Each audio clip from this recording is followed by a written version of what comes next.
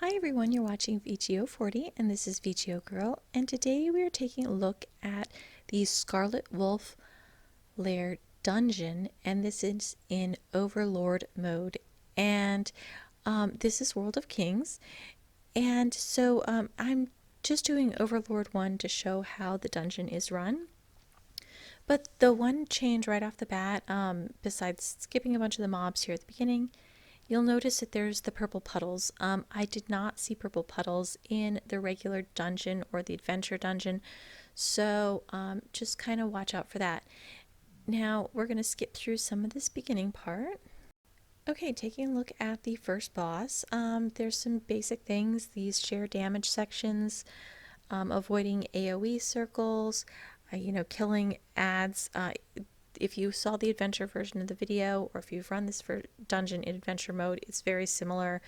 Just kind of watch out for these triangle sections with the little spinning blades that come out. They will come back and hit you. Really, the biggest change between this version and adventure is that they have those purple puddles. So just make sure that watch the boss's health more than anything else, especially if you're the tank, and move the boss out of any purple puddles. If the health seems to start going up for the boss, just pull him back some more. I tend to go around the outside just because that way it's easier, but honestly, as long as you keep him away from the purple puddles and really watch closely for the health, you should be good. To be honest, when I run this, sometimes I see the purple puddles and sometimes I don't, so really just kind of, if you're not seeing the puddles, just really watch the health. I mean, really the only other thing to mention is these spawn mobs. If they stand inside that red dome, or the boss does, they're only going to get 1 damage when you hit them. So pull them back out of that red bubble if you can, though it disappears pretty quick. So, that's pretty much for the first boss. Just kind of watch it. Some of the mobs are archers, so you have to go over to them. Really not very hard. I found this boss fairly simple once I really kept an eye on the health. Okay, boss number 2 is the trickiest, I think, in this particular dungeon. Just clear the mobs on both sides. Don't forget the ones on the far side. And you should be all set. Now, once you pull the boss, there's a couple things to really watch for. Besides the typical AoEs that you need to watch out for and the charging, and for some reason the random DPS dying, which I haven't figured out yet, is the Meteor Message. So once you get the Meteor Message here up on the screen, just to really point it out, it says stand below the meteor to prevent it from exploding upon landing and dealing damage to all players. Don't miss that message up there. It's really important, guys. Now at this point, look around for the circle and go stand in it. Okay, so only one person at a time should stand in the circle, but make sure to find that circle and make sure that one person is standing in it. Doesn't matter who, healer, DPS, tank, whatever. Now here somebody else is standing in the circle, so I'm going to move out of it because again, you need to take turns going in. Now we're going to fast forward a little bit and I will show you this buff that you get when you stand in the circle. Now Overlord is slightly different than Adventure. Again, the other thing to watch is that at some point there will be 2 circles. So we want to make sure that when there's 2 circles like this, you have one person stand in one circle and one person stand in the other. Now the shadowy things that he casts, the versions of himself, do cast circles, but you do not have to stand in them. So you have to watch for that message for when you need to stand in the circle.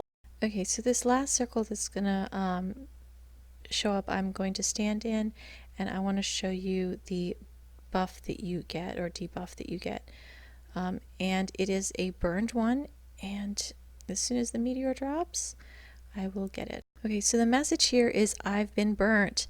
Another hit by the meteor and I'm dead. Do not stand in there when you have this burn buff. Now you'll see that I'm circling now where the buff is. Make sure you look at that. It has a counter in it. So once you go in the circle and you have this counter on you, you can't go in a second circle until the counter is gone, which is why it's really important to make sure that everybody in the team takes turns switching in and out of the circles, because if you don't and you go in two in a row, you'll die. But if you take your turns, nobody gets any damage. Okay, moving on to the last boss. It's pretty much the same as Overlord. There's like one minor change, but so I'm going to just kind of fast forward through a lot of this. The main thing is watch out for the AoEs. He's going to push you back. He's going to do some hits. There's one section you kind of actually have to know what's going on. That is this section here where he summons these mobs around him in a circle, and you basically do 1 damage if you hit him. There's really no point, and I don't even see honestly the point of why people stand in the middle of the circle. Once they stop moving, then you need to attack the mobs around the outside. One of them will trigger the boss to kind of come out of this spell-like trance thing, and then you can kill him again. So just really make sure that once he stops, you attack these things around the outside. Now, here's my shameless plug. If you watched my adventure version of this dungeon, I've gone through all of this maybe in a little bit more detail, so you can watch that one. I'll put a link to it in the description. But if you need more detail about the boss, you can look there. But I wanted to point out, okay, yeah, he turns into this little like wolf-like thing, and he does the pouncing between characters a little bit, and the typical. The only thing really different that I noticed is he did not summon this circle before. So if it's the same thing as before, you just watch for these.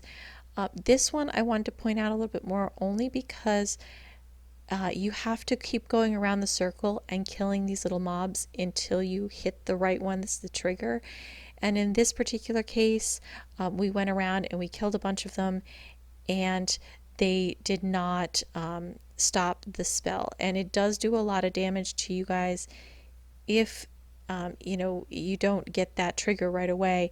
So you kind of just got to watch for that and keep killing those mobs around the outside until you get the right one that triggers him to stop casting the spell. And healer, just kind of make sure you keep everybody alive as best you can until they can stop that, or do the attacks as well. So that's it for this dungeon in Overlord mode.